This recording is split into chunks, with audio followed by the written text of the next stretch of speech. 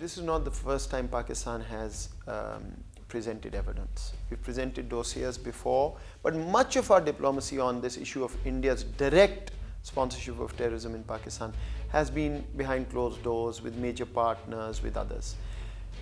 Now we have put this irrefutable evidence out to the world. People can go and look at what we've said. They can dissect it. They can unpack it. In today's world, nothing that's out in public can be hidden.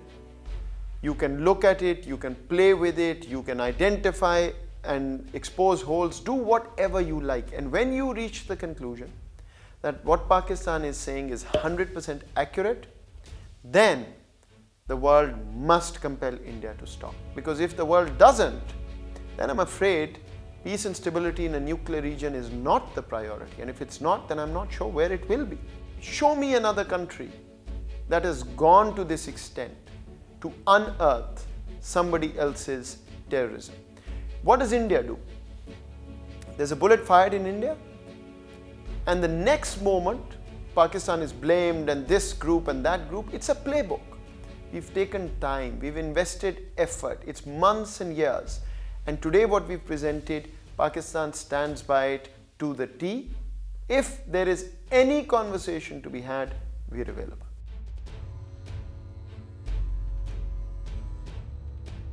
The word needs to change its markers and conversation.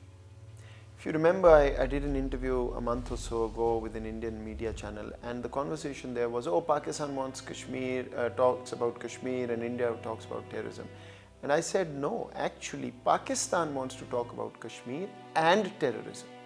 And the terrorism we want to talk about is the direct Indian sponsorship of terrorism to kill our innocent civilians. Our civilians, our military is being martyred. Even as we speak, you've seen very recently the line of control being heated up. Pakistani civilians, Pakistani military casualties. We did respond, as any self-respecting nation will, and we will continue to do that if we are egged on. But the bottom line here for the world is, do you or do you not want peace in a nuclear region? Do you want Afghanistan to stabilize or not? Do you want a partner in Pakistan or not? And for God's sakes, forget about everything, forget Pakistan. You, the world, talk about India as a counterweight to China.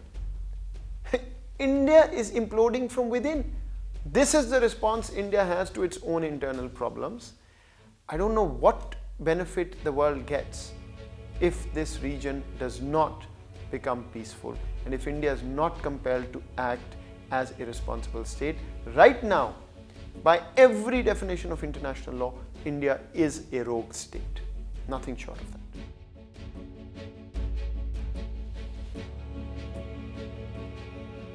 One, Pakistan is not a bloc player. Pakistan is open for the entire world. Pakistan is presenting an economic security framing and model.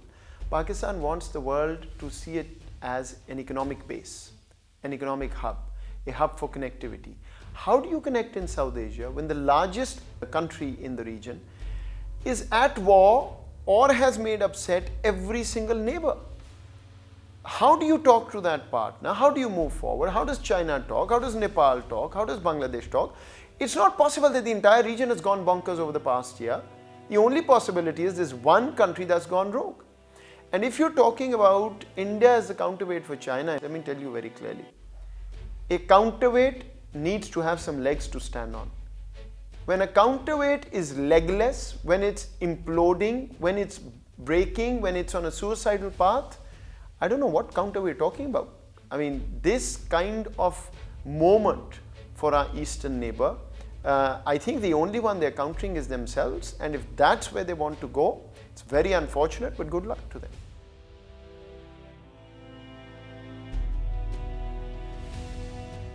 If this was a fair world, if this was a world looking at things on merit, if this was a world looking at human rights violations in illegally occupied Jammu and Kashmir with a fair eye, we won't have a challenge. But obviously there's a challenge because India is the darling for much of the West. India is one of the largest importers of arms. India is wrongly seen as a potential counterweight. All of that is true. I'm not denying it.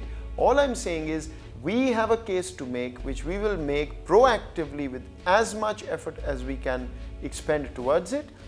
What I am presenting to you is cautious optimism that the reality is so black and white that the world won't be able to ignore it when it comes to India.